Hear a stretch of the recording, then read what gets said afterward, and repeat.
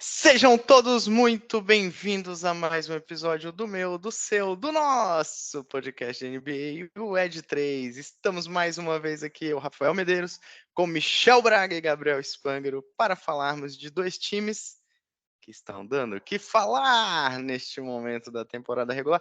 Temporada regular que se aproxima do fim, está quase chegando o fim da tão longa temporada regular. E aí sim a NBA começa o bicho para capar. Mano Mixel, Gabriel, muito bem-vindos, meus queridos amigos. Nesta noite de Oscar, estamos aqui para premiar dois times. Verdade, noite de Oscar, hein? Não tinha nem me dado conta disso. Como vocês podem ver, eu sou mais dos esportes do que das artes.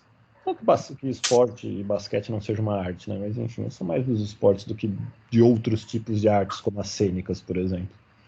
E não que o basquete não se envolva com a arte cênica do cinema de vez em quando, né? Para Já mim, diria. já diria Adam Sandler, né? E para mim, Perfeito. o filme que deveria ganhar o Oscar de melhor filme deste ano é. Como é o nome mesmo? Jogando pro alto, né? Jogando pro alto. Arremessando alto, é Hustle, né? Arremessando alto. Arremessando alto, uma coisa assim. Russell, né? Acho que é o título em inglês. Enfim, como vocês podem ver, ainda bem A que gente não seria bom a gente ter um podcast sobre filmes. Não. Não, Acho que não. Acho que antes disso a gente pode tentar aquele de Fórmula 1 que eu tento enquadrar em vocês sempre. Muito bem, estamos hoje, o episódio de hoje, vamos falar sobre Milwaukee Bucks e Sacramento Kings, dois times que estão no topo de suas respectivas conferências. Incrivelmente, Rafael Medeiros consegue emplacar pela segunda vez em uma única temporada o Kingão como pauta. E digo mais, nem precisou fazer tanta força assim. O Kingão tá se ajudando esse ano, like the bean. Light the Beam. Light the Beam só vai colocando. Depois de 17 anos, né, Rafa? Sem playoffs, acho que A hora tá vai chegando. dessa vez. E para quem tá vendo a gente no vídeo, Rafa Medeiros tá com um sorriso de orelha a orelha, vai ficar assim o episódio inteiro, e é isso aí. E, pessoal, só relembrando, né, os nossos ouvintes, aquele projeto Vaquinha Rafa em Sacramento tá começando a crescer, hein? Vou soltar essa bomba aí e quero ver quem vai segurar ela. Preciso Rafa tirar um nos visto, playoffs. preciso só tirar um visto antes. Muito bem, vamos começar com o time da besta grega Giannis Antetokounmpo, que não tem jogado, apesar do desfalque de sua principal estrela, o seu grande franchise player. Giannis Antetokounmpo está com uma lesão no pulso desde o All-Star Game, tentou voltar, não voltou, foi preservado, está sendo preservado, mas mesmo assim os Bucks são atualmente líder da Conferência Leste, ultrapassaram recentemente os Celtics, também vem fazendo uma campanha esplendorosa nessa temporada e continuam aí no topo da conferência, se encaminhando para mais um playoff e mais uma vez um dos grandes, na minha opinião pelo menos, favoritos ao título da NBA. Mano Mixel, o Bucks, qual é o segredo desse time? O que tem levado o Milwaukee Bucks não só ao primeiro lugar, mas a uma campanha bem consistente e a mais uma vez chegar aí para os playoffs como um dos grandes contenders dessa temporada? Eu destacaria duas coisas que eu acho que são as grandes forças de um time que é muito bom, indiscutivelmente, né? Já há alguns anos muito bom. A primeira é exatamente essa longevidade, né? Então é um time que vem de anos jogando junto, com todos os principais jogadores mantidos. A gente teve uma outra troca, mas os grandes jogadores desse time já estão aí há alguns anos, com o mesmo técnico, com um sistema que é sólido, inclusive sólido o suficiente para superar as ausências que têm acontecido com uma certa frequência durante essa temporada de vários dos seus principais jogadores. O próprio Antetokounmpo, com momentos ali de alternância, ficou fora de muitos jogos, por mais que vou falar um pouco do segundo ponto, né, que eu acho que é um elenco bem profundo. Então, por mais que o time tenha opções, é impossível você perder um jogador como ele e não sentir. mas o sistema acaba suportando o time, fazendo o time continuar a funcionar. Principalmente o sistema defensivo. Ganhou o título 2 anos atrás muito apoiado numa defesa forte. Essa defesa forte continua funcionando muito bem. E diferentemente do último ano, em que a gente teve o Brook Lopes fora durante quase toda a temporada, esse ano a gente não só tem o Brook Lopes de volta, como ainda tem o Brook Lopes fazendo um papel defensivo muito sólido.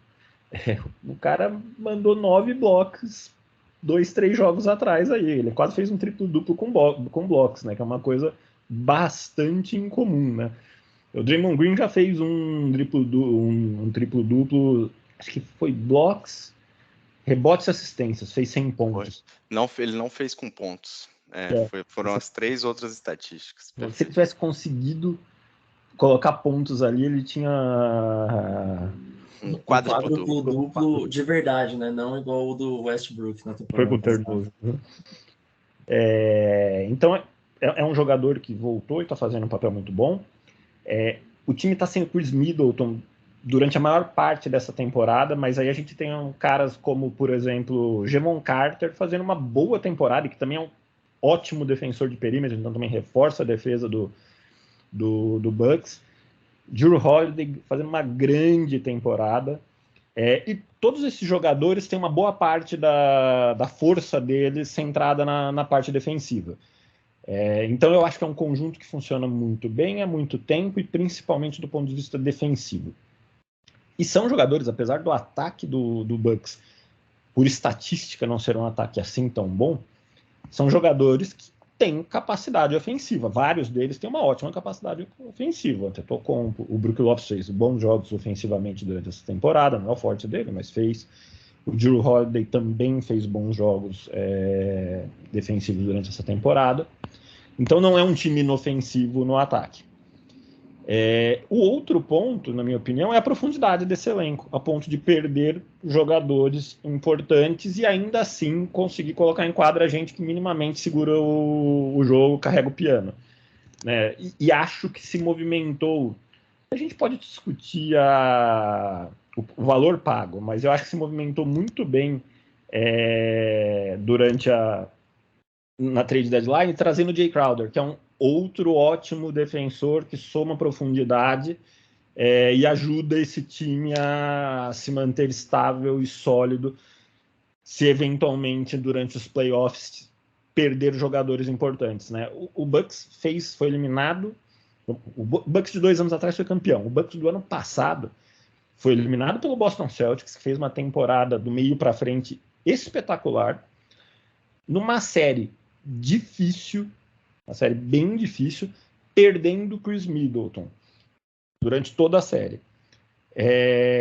Eu não sei se o resultado não seria diferente se o Chris Middleton tivesse estado em quadra. Né? Então eu acho que um pouco também do que o Bucks tenta fazer, adicionando aqui mais profundidade num time num elenco que já é profundo, é tentar sofrer menos com isso, caso isso volte a acontecer em um momento crítico da temporada. Estão tomando muito cuidado com o Middleton na volta dele, gerenciando a carga para que ele esteja, claramente a ideia é que ele esteja muito bem no seu melhor nos playoffs, que é quando ele vai ser mais necessário. Tem também o Bobby Portis, aqui um cara que eu acabei nem mencionando, mas está correndo aí para ser sexto homem. Achei que você não ia falar do Bobão. Ô louco, Bobão. Você é um grande fã do Bobby Portis. Verdade. Muito bem, mano. Aproveitando esse gancho que você trouxe sobre a profundidade, e acho que a minha pergunta pro Gabi é mais até relacionada a isso. O Bucks, cara, esse time do Bucks, apesar de Mano Mixel ter trazido, né, já é um time que joga junto, o núcleo, vamos dizer assim, né, as principais peças desse time já jogam juntos há um bom tempo. Mas o nosso querido Mike Budenholzer, ele não ganhou mais repertório não só para essa temporada, mas eu acho que, principalmente quando a gente olha playoffs, ele acho que o Bucks soube se livrar de algumas peças que não estavam fazendo muito sentido, como, por exemplo, o Serge Ibaka, né, que já estava ali bem encostadão, e aproveitou isso para poder trazer na tua visão também, Gabi, mais repertório para o time, mais possibilidades de jogo diferentes, né? Visto que ao longo da vida, né, os times começam a aprender a marcar, principalmente o Antetokounmpo e as armas ofensivas desse Milwaukee Bucks. Cara, eu concordo com essa visão, Rafa. Eu acho que você tendo mais opções, eu acho que talvez você tenha aquele jeito ofensivo que é meio que o padrão, né? Que eles conseguem fazer cada vez melhor e que, pô, é o jeito que eles sabem jogar e extrair o melhor de cada jogador. Mas você adicionando mais peças e possibilidades, principalmente quando você tem essas lesões que vêm afetando cada vez mais os jogadores, que não são novinhos mais os jogadores que estão ali, né? Então, pô, o Middleton ficou, desde o começo da temporada já estava fora, né? O Holiday perdeu alguns jogos também no começo. Agora você tem o Giannis sendo poupado. E acho que é um bom ponto do Giannis ser poupado agora, porque ele sempre foi aquele cara que dava o sangue em todo jogo, né? Ele é aquele cara que no All-Star leva como se fosse um jogo de final de conferência, final da NBA, e não aquele jogo um pouco mais tranquilo, né? E agora tá tendo esse gerenciamento da carga dos jogos dele, ainda mais agora para ele se recuperar bem e conseguir fazer o que ele faz na temporada, nos playoffs, né, quando eles chegarem. Ainda mais porque, pô, já tá muito mais do que meio caminho andado para eles chegarem lá. E eu acho que isso é bem importante. E aí só a questão que o Mano Mixel trouxe, né, sobre a profundidade do elenco, o Bucks tem o quarto, tá no top 5, vai. Esse número é da semana passada, top 5 de melhor banco, jogadores reservas que desde da volta do Chris Middleton, né? O Middleton tá fazendo esse gerenciamento de carga também, então você mostra que você tem repertório, você tem profundidade, isso é super importante. Aí, só uma questão, deixa eu pegar um número aqui. Eles são, igual a gente já trouxe, sempre foi reforçando ao longo da temporada toda, das melhores defesas. Hoje está empatado. No site da NBA, a segunda melhor defesa, empatado com o Cleveland. Só que você tem em números o. Cadê o Bucks aqui? Bucks. 19º melhor ataque, né? Então acho que talvez isso que tem que talvez dar uma compensada em questão nos playoffs, como que você consegue ajustar ou não. Esse número, né? Hoje você tem, e a gente vai falar melhor, o Kings do outro lado fazendo o melhor ataque da NBA. Em compensação, não tão ranqueado muito bem na defesa, né? Então, tipo, um acaba se sobressaindo em questão do outro. Talvez agora vai ser como que a gente consegue tentar achar o melhor equilíbrio dos dois para você chegar o mais longe possível. O mais louco desse número do Bucks, quando você olha para o ataque, né? Obviamente daria para melhorar frente ao que a gente enxerga hoje de comparação, né, entre os outros times, do que a gente já conversou muito aqui sobre o quanto essa temporada está sendo voltada para os ataques. Mas quando você pega o número do Bucks e joga para a temporada passada, o Bucks seria o quinto melhor ataque da temporada passada. Que a régua do ataque subiu demais, né? A régua do ataque subiu demais, a gente está vendo uma temporada bem, né, atípica não sei se é atípica, mas uma temporada onde os jogadores, principalmente alguns individualmente, estão se sobressaindo muito, né? A gente viu Donovan Mitchell metendo 71 pontos, Damian Lillard metendo 71 pontos, o Doncic metendo 60 e poucos pontos, não me recordo agora. Vários jogadores com jogos de 50 pontos essa temporada. Então, assim, apesar de talvez ser uma deficiência hoje em comparação, não é um ataque tão ruim, digamos assim, frente ao que você tem de uma defesa tão, né, Se tão sobressai muito, né? forte. E empatada com o Cavs, né, que também não era algo que a gente esperasse. O Bucks a gente esperava talvez mais desse potencial defensivo do Bucks do que necessariamente do Cavs. Ainda mais trazendo quem eles trouxeram, né? O Jay Crowder para reforçar ainda mais esse lado da quadra. Cara, exatamente.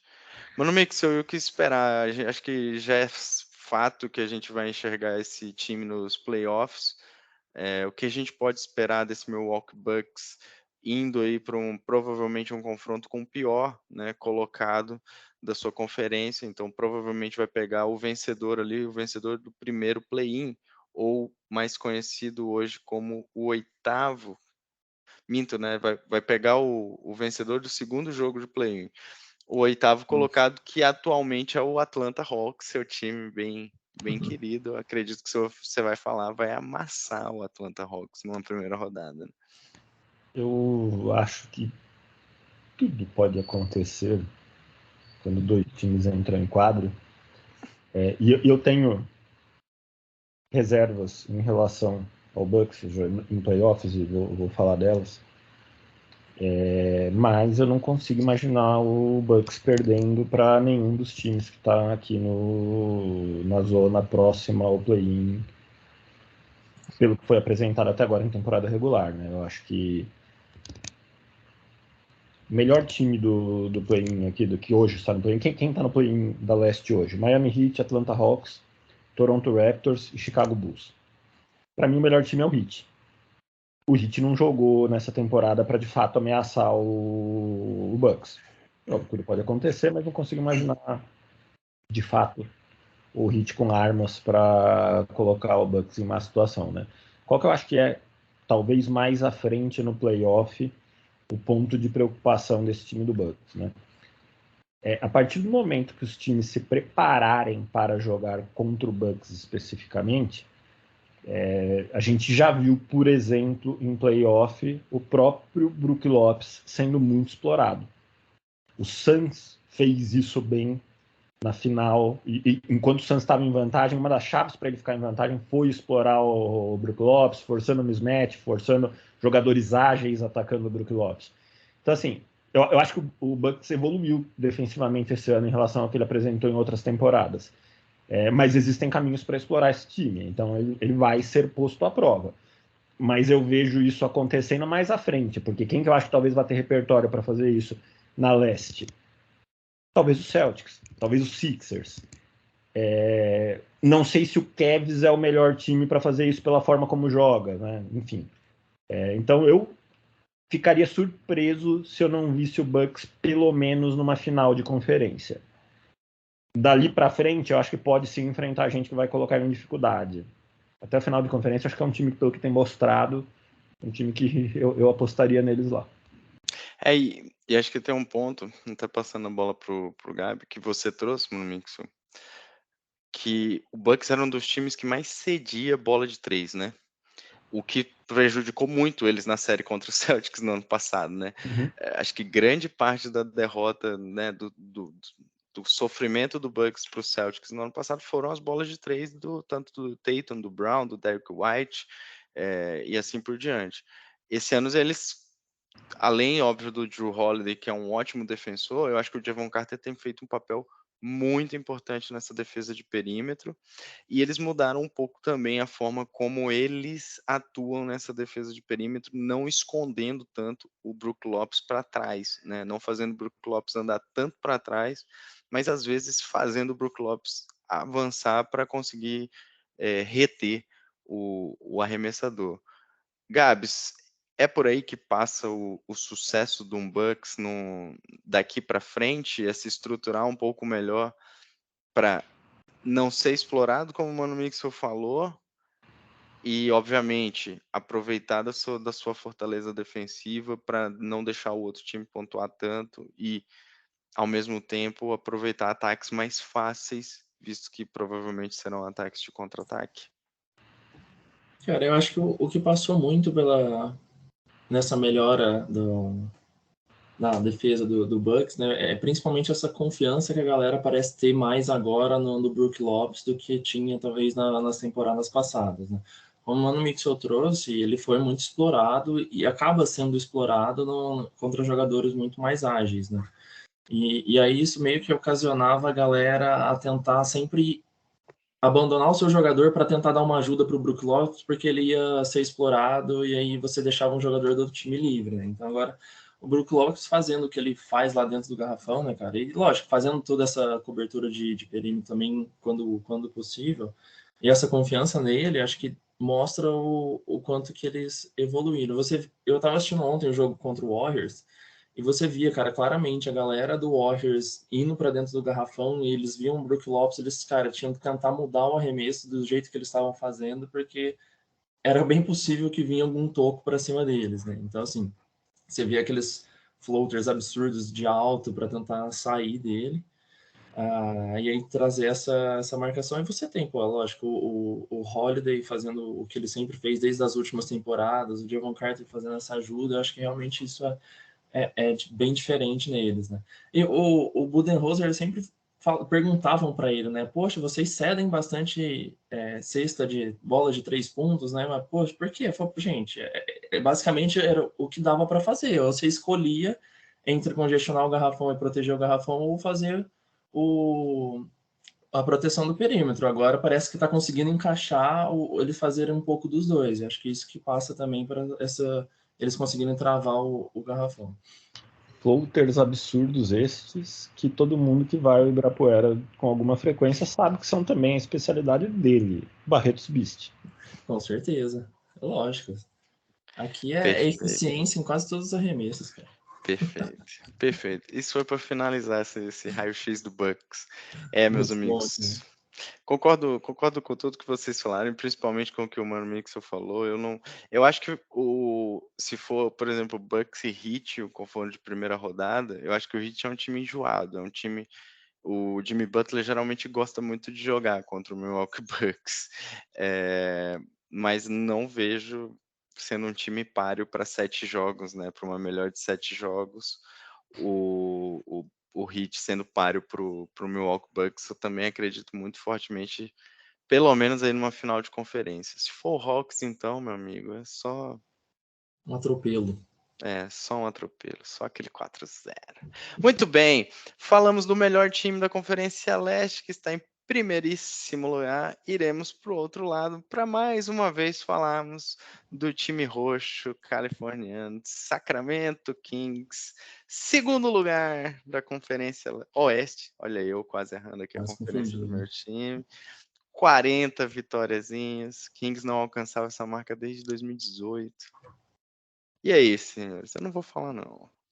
Gostaria de ouvir vocês. Gostaria de ouvir vocês primeiro sobre o Kings. Quer confete, né? Você quer confete. Quero confete. Eu deveria ser o cara que começava a falar. Vai lá, Mano Mix. Fala do Kingzão da massa. Primeiro eu quero falar uma coisa, né? Eu, como vocês sabem, sou um torcedor do Houston, que há tempos não dá motivo para ninguém torcer por ele, aqui pelo menos nas últimas 3 temporadas aí. Sim, continuo ali acompanhando, esperançoso de um futuro melhor, mas competitividade está passando longe da cidade de Houston quando o assunto é basquete. Começar a torcer para os Astros no beisebol, lá que eles parecem que chegam mais longe. Primeiro eu vou precisar entender como que o beisebol funciona, mas enfim. E por conta disso, toda temporada, em algum momento, eu acabo decidindo adotar algum time para torcer, para poder ter um envolvimento emocional com o que está acontecendo. Adote o seu time. Temporada passada, a partir de um determinado momento, eu adotei o Golden State, apesar de ser um rival do Houston, que já fez o Houston sofrer muito. Muito por causa do Stephen Curry, né? Enfim, a gente já falou muito disso, não vou voltar nesse assunto. Vocês sabem que eu gosto muito dele. Apesar do Draymond Green. E este ano eu já vou declarar aqui, estou adotando o Kings, vou com o Kings até onde o Kings for aqui na torcida, porque é a melhor história dessa temporada, mas de muito longe. Se já não bastassem os 17 anos sem playoff, vamos fazer para quem não acompanha talvez o Kings, não sente a dor na pele, como é o caso do nosso amigo Rafael Medeiros, vou fazer um pequeno disclaimer aqui do que significam 17 anos sem ir para playoff. NBA tem 30 times. Todo ano, 16 vão para o playoff. Ou seja, mais da metade. E existem muitas regras na NBA que buscam que a NBA tenda a um equilíbrio. O draft é um exemplo, dando as melhores escolhas para as piores campanhas. As regras de cap salarial são outro exemplo, porque em algum momento elas fazem com que times que têm muito sucesso por vários anos tenham que tomar decisões difíceis, porque não podem oferecer salários máximos para todos os seus grandes jogadores. Enfim, existem regras que ajudam que a NBA seja um pouco mais equilibrada, talvez, do que quem seja acostumado com um campeonato de futebol, em que os times grandes geralmente são os mesmos por muitos, muitos anos. Significa que num campeonato em que mais da metade dos times vai para playoff e um campeonato que tende ao equilíbrio, o Kings durante 17 anos ficou fora de playoffs. é muito improvável que isso aconteça. E quando a gente volta para a história do Kings, né, muitas vezes coisas que deveriam ter dado certo deram errado, a ponto de todo mundo falar, não, é o Kings, vai dar errado. Várias escolhas duvidosas de draft. E aí tudo bem, você pode falar, mas é um absurdo pegar o Marvin Bagley Jr. ao invés do Luka Doncic. Bom, primeiro que 4, 5 anos depois fica muito claro que isso foi um absurdo. Na noite, muitas pessoas talvez acharam uma má ideia, mas também teve gente que apoiou. E por mais que pudesse não ser a melhor escolha, poxa vida, precisava mesmo o Doncic ter virado um jogador absurdo, um talento geracional, e o Bagley simplesmente sumir, não conseguir nem ser titular de um time de NBA praticamente, né? Então, tudo que podia dar errado, deu errado, e deu errado da pior maneira possível. E aqui, para mim, é o grande valor desta temporada, né? O Kings quebra essa sequência nessa temporada. Eu acredito em tempos melhores por conta dessa temporada. Eu acho que o Kings tem um bom time. Acho que esse time vai ser testado. Tanto nos playoffs, todo time que vai melhor do que se esperava dele, passa, na minha opinião, por 2 grandes testes. O primeiro é o teste dos playoffs, onde o bicho pega mesmo. E eu acho que vai ser um teste difícil para o Kings, porque tem bastante time interessante no Oeste que não está indo bem, mas que eu acho que vai chegar numa situação bem melhor no playoff. Então, pensando num cenário que não é impossível. Golden State Kings na primeira rodada, parada duríssima em playoff. Então, assim, vão passar pelo teste do playoff. E acho que vão passar pelo teste de fazer isso de novo numa nova temporada regular ano que vem. Com um novo peso e tudo mais. Dito isso, é um bom time, principalmente o quinteto inicial. Eu acho que o time é muito bom. Eu acho que precisa de um pouco mais de profundidade. Mas até isso fica um pouquinho mais fácil quando você quebra essa corrente negativa. Porque vai ter gente querendo jogar no Kings. A gente teve casos nos últimos anos de novatos falando que não queriam jogar no Kings. E o Kings mudando, aí você pode achar isso certo ou errado, mas não é esse o ponto, mudando escolhas de draft, porque a melhor escolha disponível para aquela posição tinha deixado muito claro que não queria jogar no Sacramento Kings. De novo, porque era um time que tinha uma nuvem negra em volta dele, né? Então eu acho que isso muda, essa corrente negativa quebra. O time é bom, o time está bem treinado, o time ofensivamente. Eu nem acho que o Kings é de fato o melhor ataque da NBA, mas é um ataque bem montado e está produzindo como o melhor ataque da NBA. Isso é importante. Então, assim, a confiança vai ser outra. Acho que essa mudança de momento vai ajudar a resolver o problema que eu mencionei de eu achar que é um time não tão profundo. Acho que vai conseguir atrair free agents, talvez vá conseguir que gente, de novo, gente boa queira jogar no Kings. E o grande ponto, assim, acho que o ponto que eu não poderia deixar de mencionar é que os caras colocaram um raio laser no estádio que eles apertam toda vez que o jogo acaba, eles ganham, que vai até o espaço sideral, a luz. Não tenho mais argumentos, meritíssimos. Se isso não é uma grande história, eu não sei o que é. Quase me emocionou, Monix. Rafa, pega o lencinho, Rafa. Cara, eu tô emocionado. Vai lá, Gabriel, não vou nem falar nada. Boa Fala do Kings, Gabriel. Senão vai chorar, coitado. Não, é realmente mais essa história bonita que está sendo contada, né, cara? A gente sempre fala, principalmente para os prêmios, né, de MVP, de tudo mais, que são prêmios individuais que são colocados, sempre é muito relacionado a histórias, né? E dessa vez não é um indivíduo, né? Não é um jogador que está fazendo uma história bonita, é um time que está vindo e consistente, que está sendo bem motivado. Acho que principalmente está jogando bem e a motivação da galera mudou, né, cara? O clima deve estar muito mais tranquilo lá dentro. Você não tem igual o Mano Mixel trouxe, a galera, pô, o Kings vai dar errado, você não tem esse clima, você tem um pessoal mais leve. Se eu não me engano, cara, eu tinha visto quando a gente começou a falar de Kings, né, no começo dessa temporada, tinha uma questão de que lá atrás a torcida do Kings era uma das mais barulhentas, né, da NBA, que os árbitros tinham que colocar protetor auricular para dar uma segurada, alguma coisa assim, sempre. E agora, pô, a torcida ajudando também, só que agora com um clima muito mais tranquilo. Bom, e complementando sobre a torcida, né? O apoio da torcida é fundamental para o time ir para frente. Então, acho que o clima está muito bom. Acho que só o asterisco para olhar, né? Que a gente está com uma temporada muito forte de ataques, muito expressivos. E isso tem se mostrado a favor aí nos últimos jogos do Kings, porque apesar de ser a 25ª defesa, ele conseguiu ganhar, acho que 6 dos últimos 8 jogos. Esse número é de quando começou a semana, tá no site da NBA, então pode ter mudado um pouquinho, mas assim, é um ataque que tá sendo diferenciado e vai ajudar o Kings a ir mais longe. Só esse ajuste que provavelmente nos playoffs eles vão ter que fazer alguma coisa para a defesa para dar uma forçada aí, conseguir fechar o caminho para o garrafão. Acho que da última vez que a gente falou do Kings, não faz muito tempo, acho que além obviamente, a grande dupla do time, né, que é o Fox e o Sabonis, eu queria falar de algumas outras coisinhas. Acho que a primeira que eu queria começar, e eu concordo muito com o que o Mano Mixel falou, e acho que tem um ponto aqui que foi o grande ponto de virada para essa temporada, mas que começou na temporada passada, que foi a troca do Haliburton, né?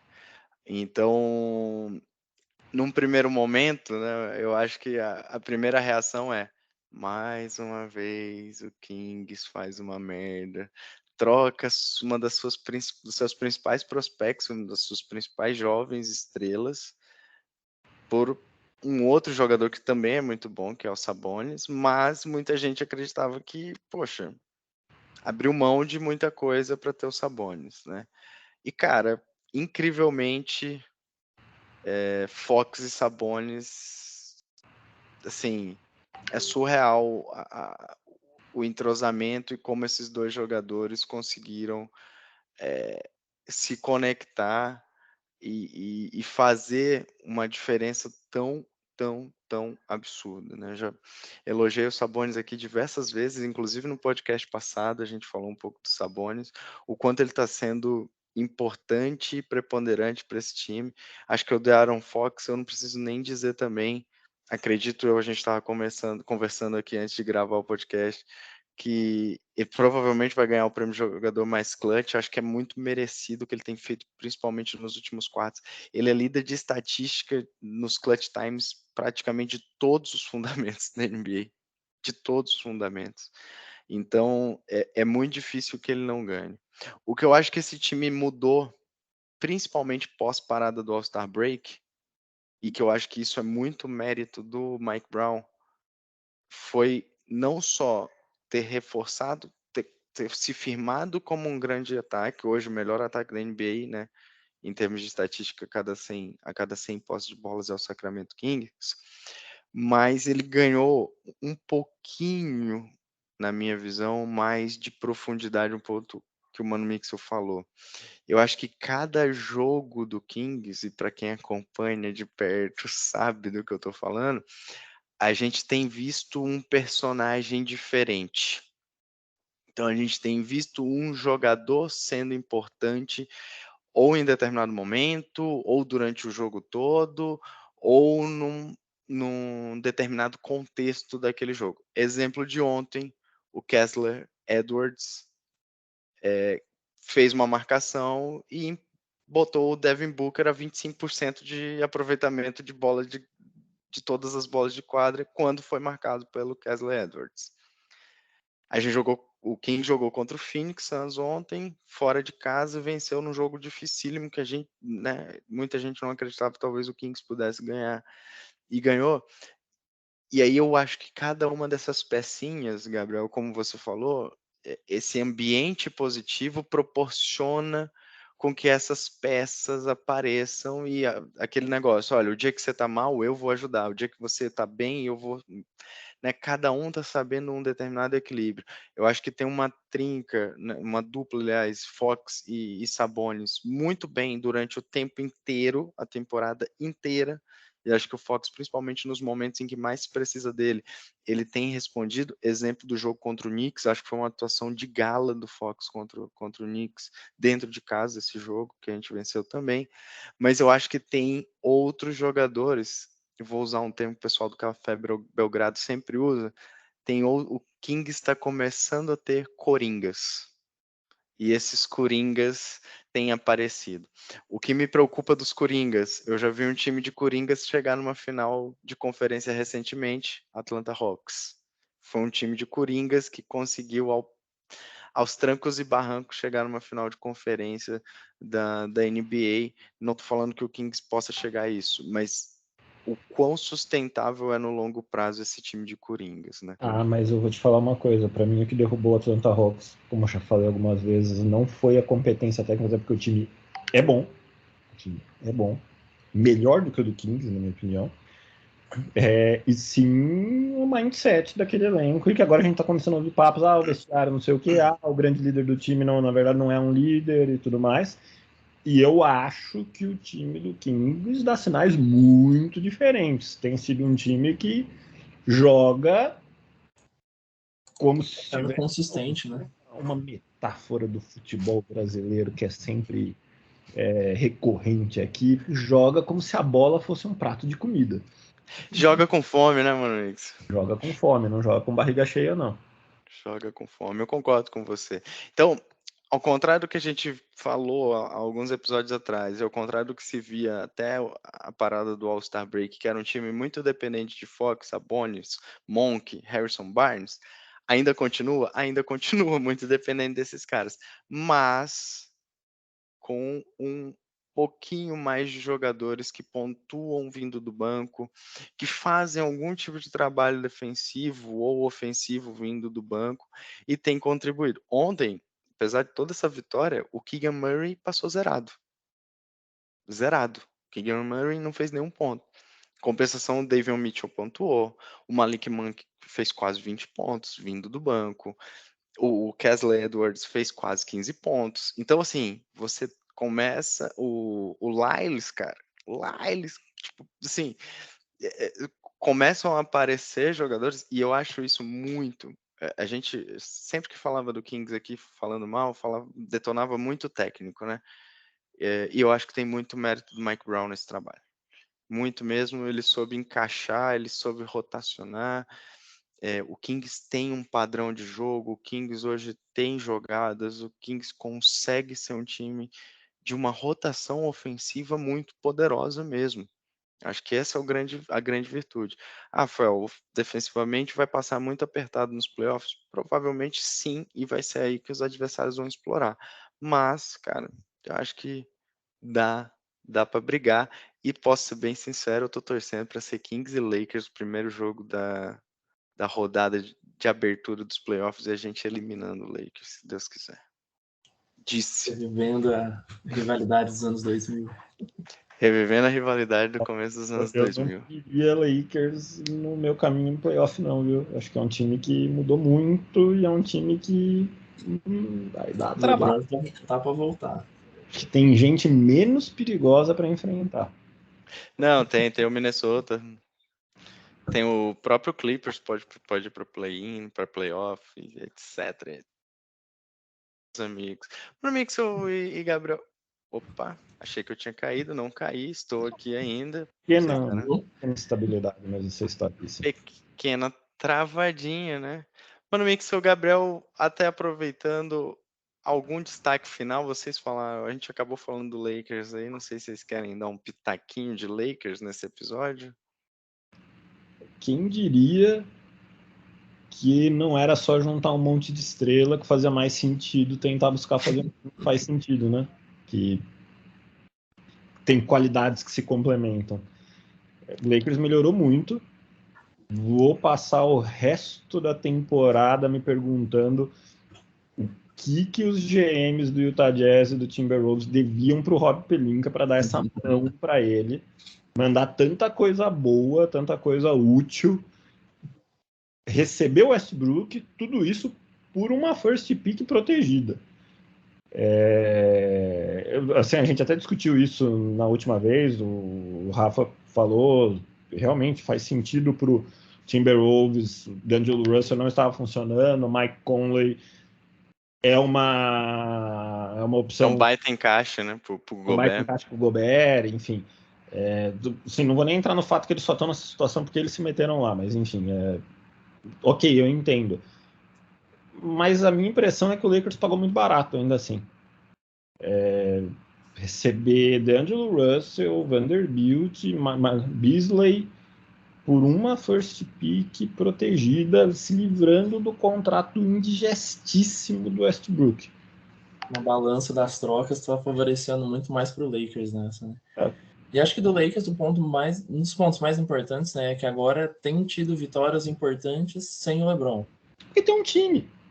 Exato. E agora, quando o LeBron volta, começa a complementar, pode querer dar uma brigada, né? Eu acho que, assim, eu não vejo o Lakers como um contender, mas acho que é um time que vai para playoff. É um time melhor do que começou a temporada. Muito melhor do que começou a temporada, e eu não me surpreenderia se conseguisse para playoff sem ser por play-in. Porque tá muito colado, tem muito time que tem falhado, e o Lakers, desde a deadline, a campanha do Lakers é muito boa. Tá aquele bolo do 7º ao 10º, né? Que é uma vitória a mais, até menos, ele tá lá, passando. E aí, se você pensar esse time com o LeBron nos playoffs, vai dar trabalho, vai ser chato. A diferença do 7º ao 10º é um jogo. A diferença do Wolves pro Jazz é de um jogo, e a diferença pro 11º, que hoje é o Pelicans, é um jogo e meio. Então é muita diferença. E, cara, assim, acho que dos 3 que você citou, é incrível o impacto do Vanderbilt no time, cara. É surreal. O quanto ele impactou, assim, bem dos dois lados da quadra, o quanto ele é um bom parceiro pro Anthony Davis ali na posição 4 e 5, eles meio que se revezam. E, cara, sim, realmente foi um baita achado do Pelinka nessa troca pro Lakers. E acho também vai brigar para ir para dentro dos playoffs, até porque hoje, se você pegar aqui, você tem Wolves, Dallas, Lakers e Jazz na zona de play-in. Tá bem aberto. Bem aberto mesmo. Bem aberto. Muito bem, meus amigos, e mais uma noite muito, né, iluminada com um raio laser roxo. Encerramos esse episódio, chegamos ao fim. Vocês têm algum comentário adicional, destaque final, além, obviamente, de um laser roxo? Destaque final que eu queria só trazer, tivemos correspondente internacional, hein? Pô, verdade, hein? E a linda e maravilhosa esposa assistindo o jogo do Orlando Magic e Miami Heat, que foi pra prorrogação, foi um jogo com uma certa emoção. Opa. Foi jogaço e o Magic ganhou do Heat. O Magic ganhou, cara, o Magic foi. Eu falei pra ela perguntou qual que é melhor. Eu falei, poxa, o Miami, né? Nem vai torcendo pro Orlando. E aí vai lá e o Orlando ganha. E ela saiu de lá com a convicção que você não sabe porcaria nenhuma desse negócio. Exatamente. O que a gente tá fazendo aqui? Boa. Mano Mix, algum destaque final? Por aqui é isso. Sigam a gente nas nossas redes sociais, no nosso Instagram, @podcast_ed3. E também no nosso Twitter, podcast_ed3 também. Muito bem. Meu destaque final é sigam o Laser Roxo, acompanhem o Sacramento Kings, porque, como o Mano Mixel falou, essa é uma das melhores histórias realmente dessa temporada, e não é só porque eu sou torcedor do Kings, não. É uma história de redenção. Eu acho, inclusive, que deveria ter um filme sobre isso. Meus amigos, esse foi mais um episódio do meu, do seu, do nosso podcast de NBA, o Ed 3. Fiquem bem, um grande abraço e até a próxima. Valeu! Meu abraço.